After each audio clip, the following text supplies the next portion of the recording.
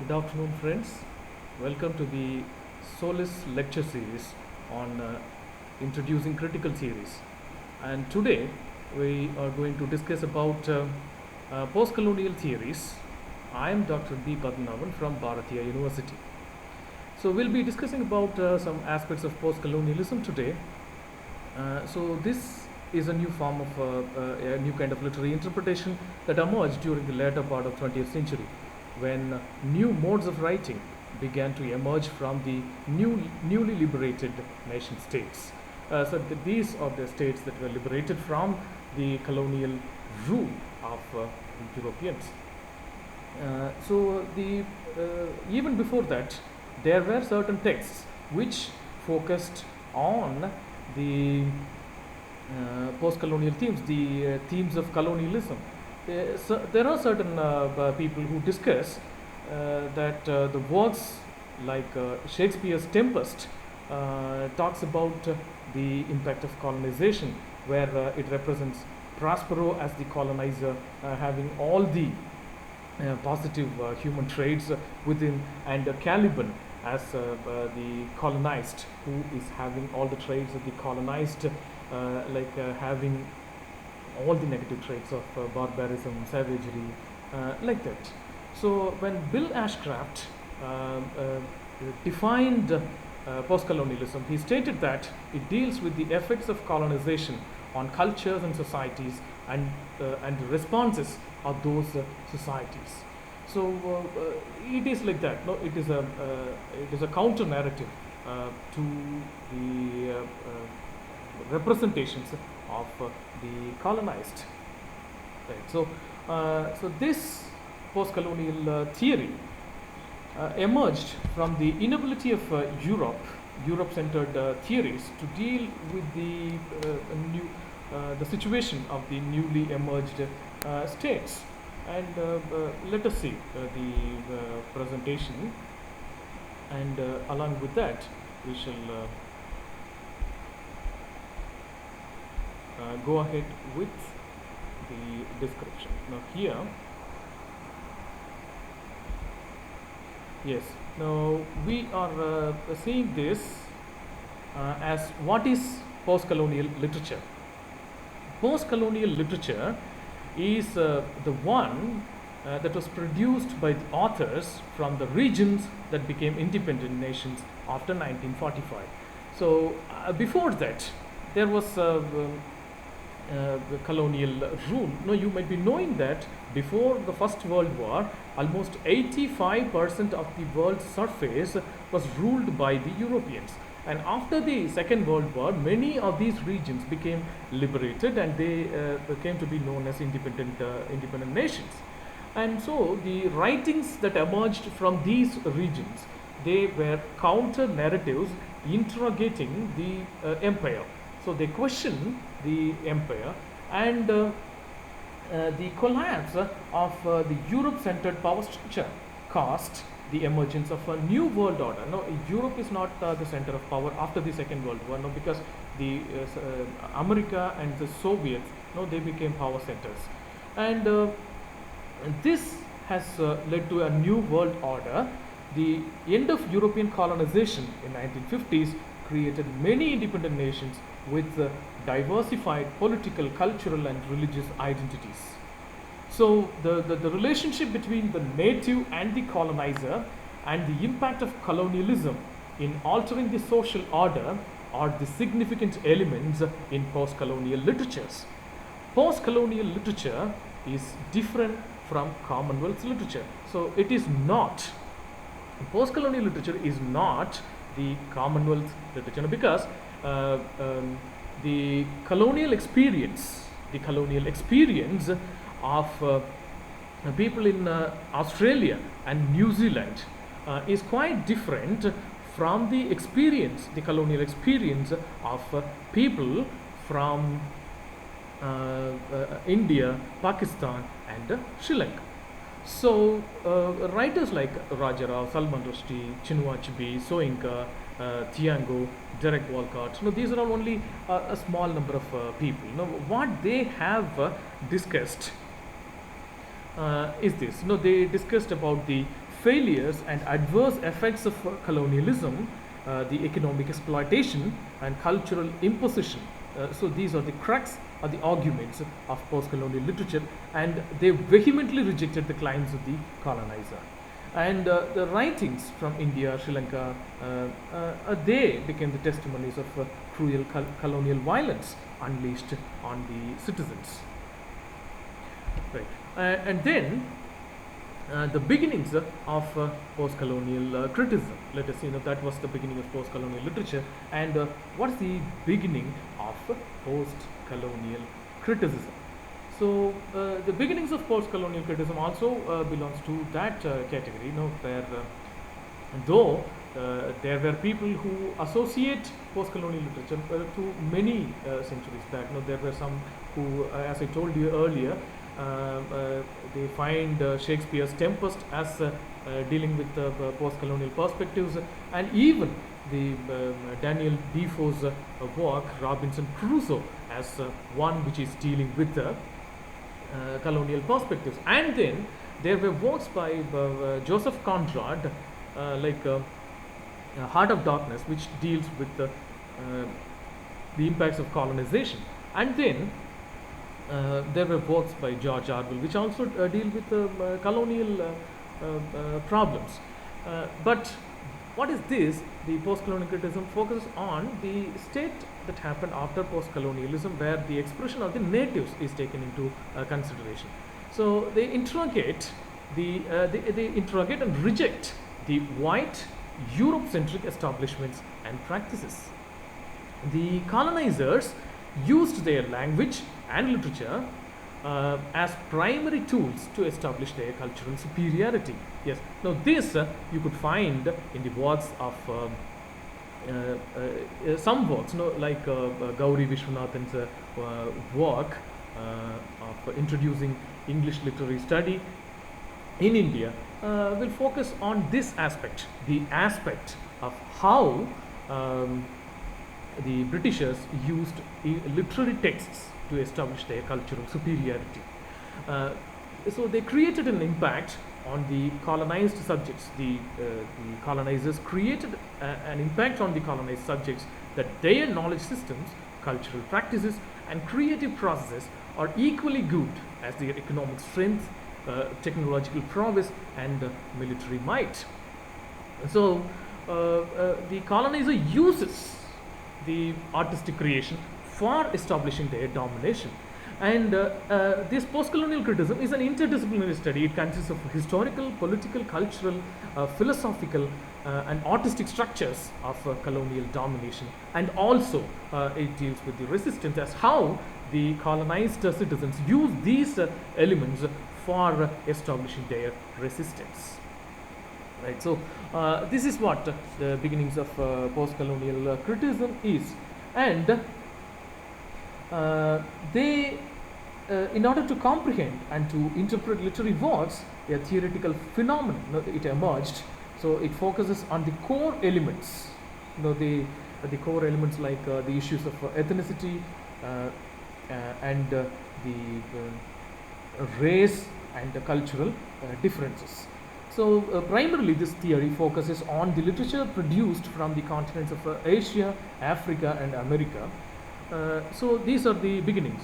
And then if we go to the salient features of post-colonial theory, so it is the primary thing about post-colonial theories. It is anti-imperialistic. It is against all designs of imperialism, that an imperial power will establish its domination in all possible ways, by cultural ways, by political ways, and by military ways. And so it discusses about the cultural and national identity. So these were the things that are discussed. The cultural identity of a group, of an ethnic group, or a national identity. And then they also talk about the cultural displacement that took place during the colonial rule. Right. So many people from Asia were transported. They were forced to migrate as laborers to many parts of the world. They were transported to Caribbean, to other islands, to Fiji, Mauritius, to various places they were transported. And it is a displacement that happened. It's a physical displacement as well as a cultural displacement. And then it also discusses about the issues of race, ethnicity, indigeneity, language, gender, identity, class, and power structure. So these elements have become the central themes of discussion in post-colonial studies. They talk about the race and ethnicity, and they talk about the indigenous experience and how that indigenous experience is destroyed. Language, how the colonizer imposes his language. So the gender roles, identity, class, and power structure. Right. So these are the central themes. And then, when it comes to a further analysis, Peter Barry, in his work Beginning Theory, identifies that there are three phases of post-colonialism. And so he identifies them as adopt, adapt, and adapt. So in the first phase, the writers and critics follow the European art forms and literary canons to express their experiences. In the second phase, they begin to modify them according to the demands of their expression, and in the third, they are totally independent. In the first phase, they imitate the colonizers' models of expressing or interpreting, and the second, they just modify to certain elements to according to the local demands, and then in the third, they come out with their own modes of expression. It may not be based on the literary canons of the Europe. So these are the salient features of post-colonial theory. And with that, let us go to the influences of post-colonial theory. I told you already that this is largely an interdisciplinary study, and so it takes influences from multiple thematic considerations. So what are they? Let us see. The notions of patriarchy and patriarchal power structure, they were derived from the feminist theories, and the focus on the social and economic conditions was the contribution of Marxism. It derives concepts from various other theoretical frameworks. So that power structure, patriarchal power structure, was derived from the feminist theories, and the social and economic conditions. That was the primary discussion. That was a contribution of Marxism, as Marxism is very much onto the discussion of economic and social conditions. And then the ideas about identity formation and its unstable nature. So how these identities are unstable, they continue to change, or they are contributed by the fluidic nature of identity. They were contributed by the post-structuralist thought, more specifically by Derrida's deconstruction. And they also have influence from Foucault's perspectives on discourse and the relationship of power and knowledge. So these are the influences on post-colonial theory. Right. So let us see some of the significant theorists and some theories which are significant in post-colonialism. Right. So it was Frantz Fanon who came out with multiple discussions about national identity and native identity, has contributed significantly to the post-colonial theory. So in the Wretched of the Earth, in the first work, he discusses about the formation of national identity and the role of violence in it. So his focus is on violence. Now, there is no strange thing, as many of you might be knowing, that he actively took part in the armed struggle of liberation of Algeria from the French rule. So he is very much interested in understanding the role of violence in nation building or in creating a national identity. The significance of organized violence in the process of identity formation and nationality is what is focus of discussion in the Wretched of the Earth. And he feels if violence is properly understood by the people, it will provide positive results and functions as a purifier. So that was his view about violence. And so in his another work, Black Skin, White Mask, he speaks about native identity. Native identity is created by the colonizer because the colonizer creates history. So he creates, it is the colonizer who creates an identity for himself and an identity for the colonized. Right. So that was his view, and then he feels in this process of creating an identity that the colonizer creates an impression that the colonized region will not see progress or development if they leave. So that was the colonizers' design of establishing domination. So they establish. So he creates an impression that the colonized region will not see progress or development. So that is how these things were established. And then the another important theorist here that we are going to discuss is Aimé Césaire. So he explored the relationship between civilization and colonization in his work on Discourse on Colonialism. So he discusses about the European models of civilization as a sick civilization. So he feels he explored the relationship between the civilization and colonization. So that was his basic understanding how civilization and colonization are related.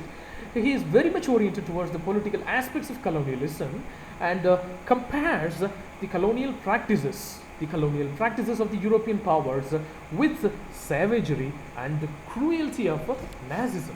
So he had such kind of an aversion towards the colonial practices.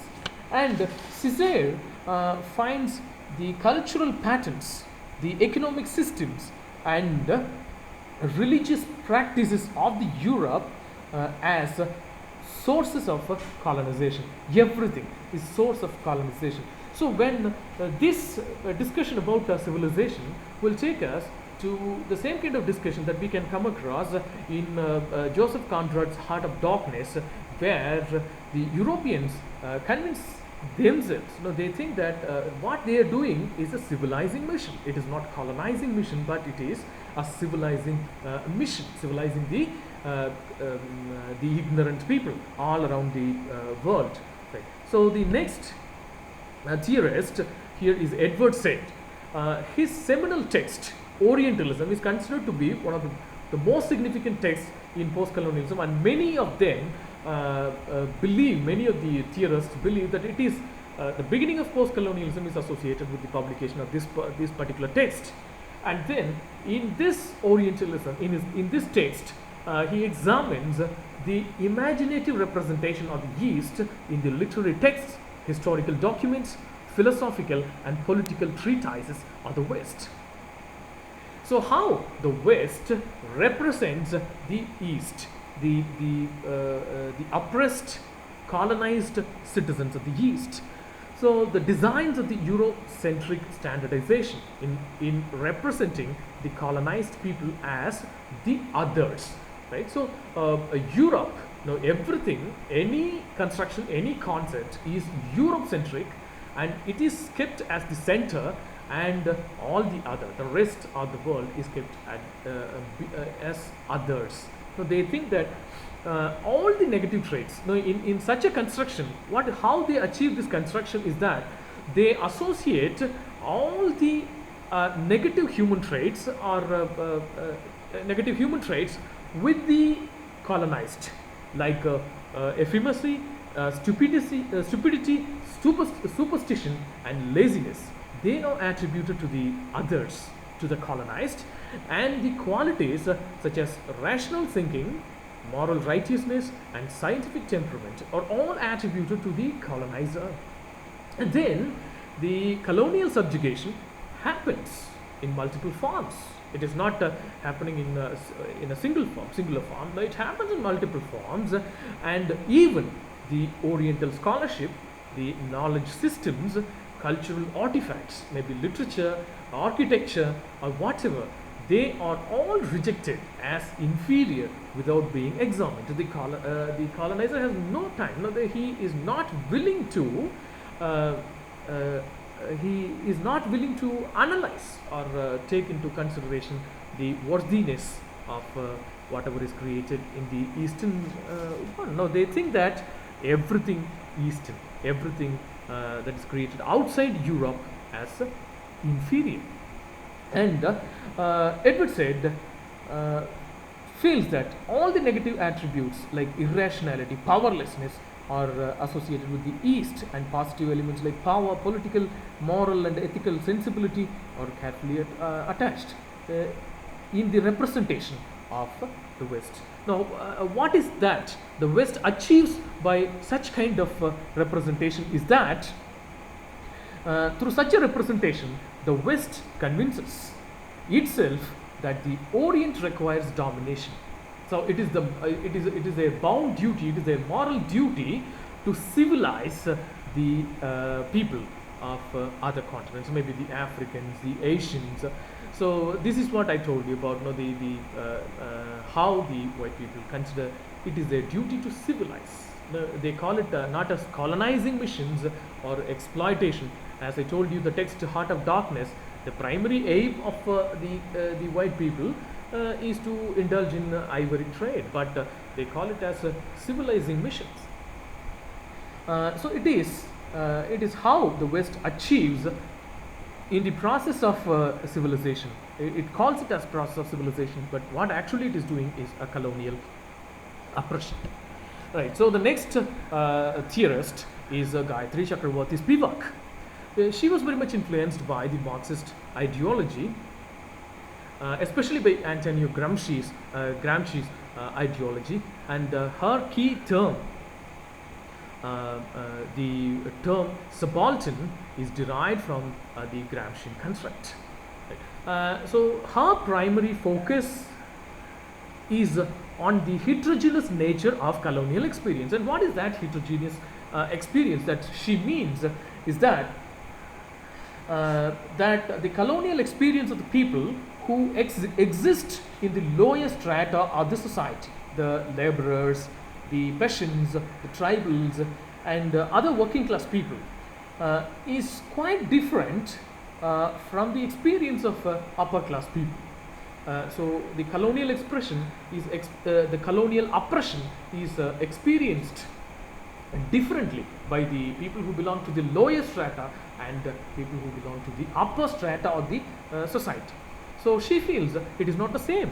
And when it comes to the condition of women, she feels that the Indian women are doubly marginalized because of the two factors, economic dependence and gender discrimination. So these two aspects make women as doubly marginalized, already politically marginalized. And then there is another thing, now that she deviated from the focus of the discussion on the impact of capitalism to the questions of cultural difference. And then her other work, the Supplementing Marxism, speaks about the exclusion of the subaltern from the economic system. So this is how she speaks about. And the next important person, now these three people, like Edward Said, Gayatri Spivak, and Homi Bhabha, were identified as the holy trinity of post-colonial theory. And Homi Bhabha focuses much about the psychic experience rather than the historical or political. So in his view, the identities of the colonizer and the colonized exist in fixed and always conflicting terms. So this is how identities are created, in the conflicting terms, and the colonial authority is troubled by the fact that the colonized other is always hostile to it because of the construction of the distinct colonial identity. So these identities are created by the colonizer to make a discrimination, to establish their domination. And the colonial authority is created with the structures of the discrimination. So they always discriminate, one as superior, the colonizer as superior, and the colonized as inferior. Mimicry. So he discusses about a few key terms that he discusses, or mimicry, hybridity, ambivalence, like that. Now mimicry, what is that thing that he discusses about the cultural difference?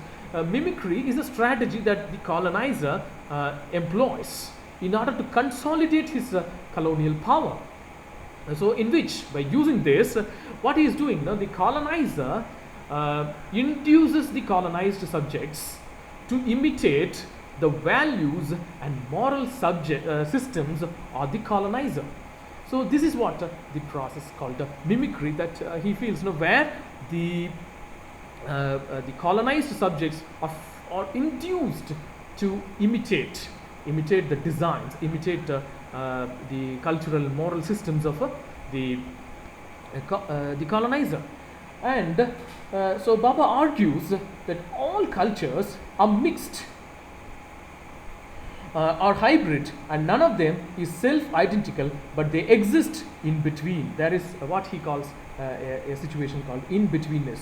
Once a culture is imposed on the other, it lacks the essence, and cultural engagement results in what Bhabha calls it as a hybridity, a scenario where the cultural elements of both the colonizer and the colonized coexist.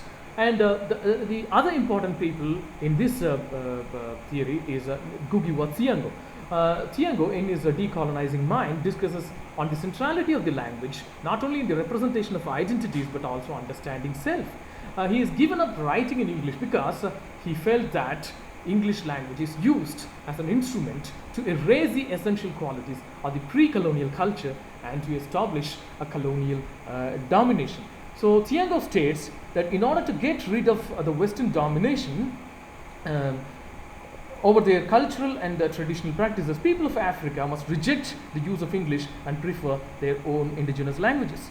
So because they are alienated from their own cultural practices, and even they began to detest their own practices because their thought processes are significantly controlled by the Western perspective. Now, he feels that language is not only used for representation but also used for understanding our own selves, who we are. Then the other important theorist is Kamau Brathwaite. Kamau Brathwaite is a Caribbean, and he examines the problems of the choice of the language.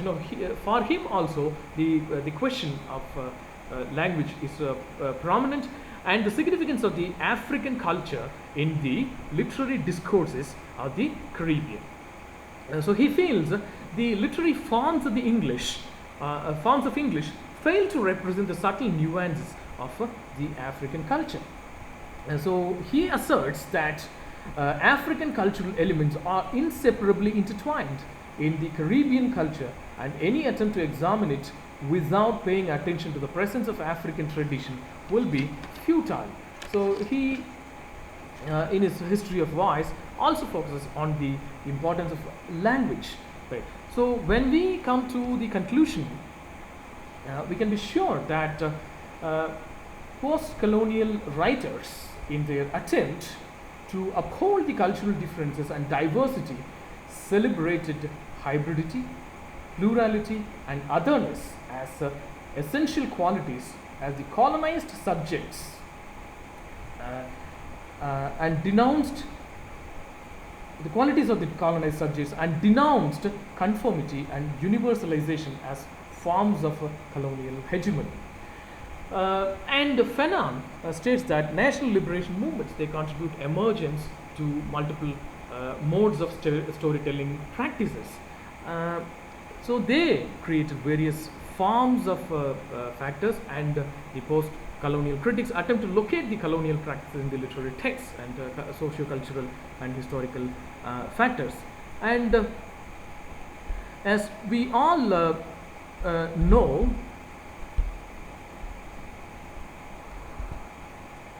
this particular term, post-colonialism, is now known as neo-colonialism because it is largely economic domination nowadays and not political domination. Right. So with this, I conclude my presentation, and I'll be waiting for your questions in the Zoom meeting.